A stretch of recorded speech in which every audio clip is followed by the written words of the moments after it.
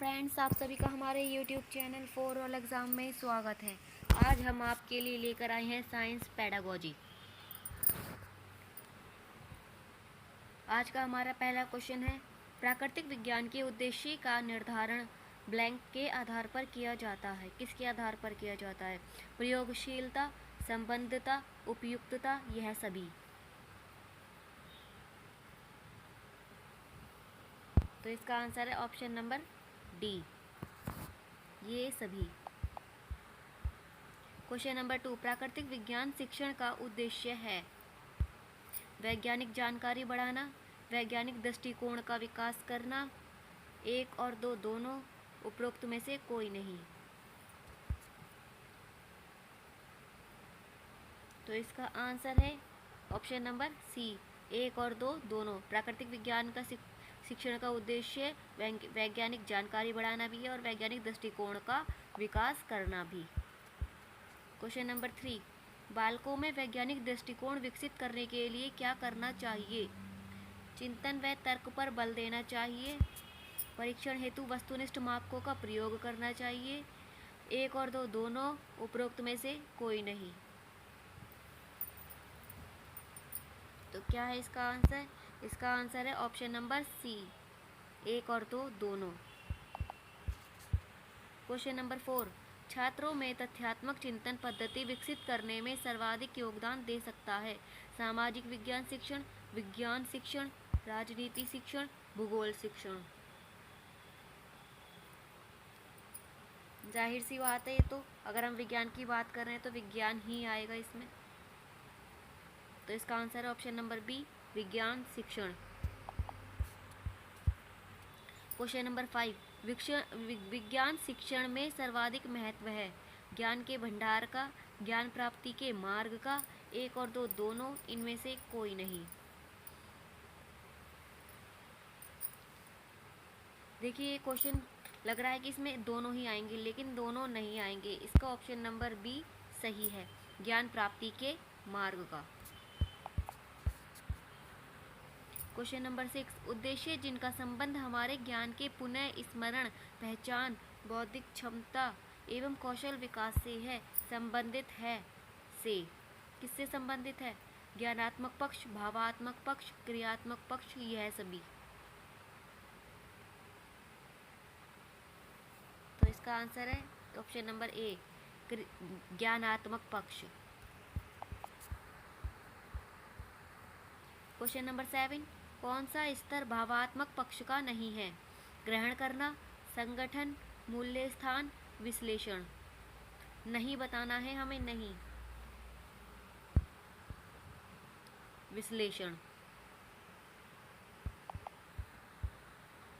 Question number 8, यदि बालक अपने विज्ञान संबंधी प्रयोगों में अथवा कथनों में स्पष्ट रूप से त्रुटियों का पता लगा लेता है तो वह किस उद्देश्य की पूर्ति कर रहा है?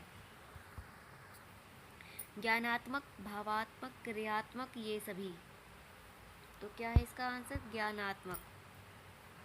वो अपने ज्ञानात्मक उद्देश्य की पूर्ति कर रहा है। क्वेश्चन नंबर 9, 10वीं तक की विज्ञान की पाठ्यचर्या को मुख्यतः विद्यार्थियों में विज्ञान तकनीकी और के प्रति जागरूकता लाने की ओर उन्मुख होना चाहिए। भूगोल बाह्य संबंधों, समाज बाह्य संबंधों, समाज अंतर संबंधों, भूगोल अंतर संबंधों। बाह्य संबंधों का तो मतलब ही नहीं उठता। अंतर संबंध देख लो, समाज अंतर संबंधों, ये तो सही लग रहा है, लेकिन भूगोल अंतर संबंध, भूगोल, यहाँ भूगोल की बात कहाँ से आई? इसलिए ये भी रॉन्ग।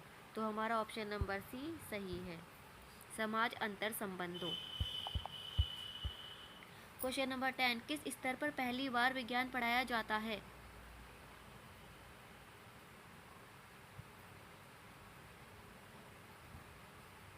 तो ये प्राथमिक स्तर पर, उच्च प्राथमिक स्तर पर, माध्यमिक स्तर पर, उच्च माध्यमिक स्तर पर।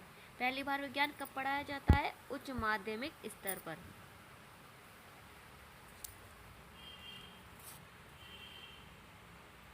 यानी 6 to 8। क्वेश्चन नंबर 11, विज्ञान को एक संकाय के रूप में पढ़ाने का प्रारंभ किस स्तर पर होता है? प्राथमिक स्तर पर, उच्च प्राथमिक स्तर पर, माध्यमिक स्तर पर, उच्च माध्यमिक स्तर पर।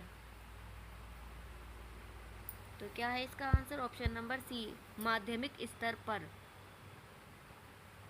वो था हमारा कि हम विज्ञान पढ़ाना कब शुरू करते हैं, किस क्लास, किस स्तर पर, तो वो था उच्च प्राथमिक स्तर पर। यहाँ पर एक अलग सब्जेक्ट के रूप में पढ़ाने के लिए कहा गया है, तो वो हमारा अलग सब्जेक्ट कब बनता है? 9 से, तो यानी माध्यमिक स्तर पर। 12, निम्नलिखित में से कौन सा उच्च प्राथमिक स्तर पर विज्ञान शिक्षण का उद्देश्य नहीं है? प्रश्न पूछने और जांच पड़ताल कौशल का विकास करना, तकनीकी कौशल अर्जित करना, प्रक्रमण कौशल अर्जित करना, वैज्ञानिक साक्षरता अर्जित करना। कौन सा उच्च प्राथमिक स्तर पर विज्ञान शिक्षण का उद्देश्य नहीं है?